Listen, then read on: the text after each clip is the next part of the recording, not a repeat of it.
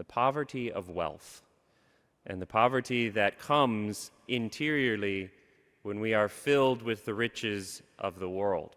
When I was going through the readings for today, I felt like it would be rather superficial to just reduce, especially our gospel, to just reduce a reflection on our gospel just simply to an understanding of, we need to reach out and help the poor, right? Of course, that's important, and that's even could be argued a very paramount ministry in the church, but that alone isn't enough, right? We must take our understanding of this reality much deeper. And I think in order to do that, it's helpful to look at particularly our gospel reading, which is that famous account of the rich man and Lazarus, but look at it within the context of all of our readings, the first and second reading in connection with the gospel. In our first reading, we have an account from the prophet Amos. Amos was one of the minor prophets. He lived at around the year 760 BC, and he lived during a time of great turmoil in Israel. Now, one of the things that was noted in all of Israel was they had acquired great wealth and prosperity.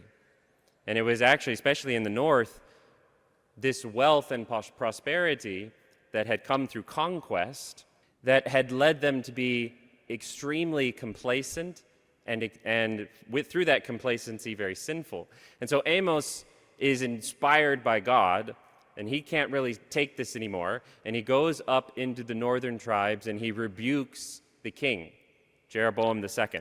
He says, "Woe to the complacent in Zion, living upon beds of ivory, stretched comfortably on their couches. They eat lambs taken from the flock and calves from the stall."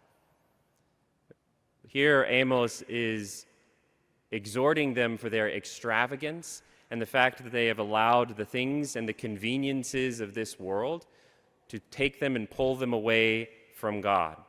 And this is the problem very clearly stated. This is the problem. This is a problem within the spiritual life that's being very clearly laid out for us. The complacency of comfort and convenience. It's so easy to forget about God. And even, especially when we're used to that comfort and convenience, those creature comforts, that whenever we're faced with something difficult, those are the things we turn to instead of turning to God.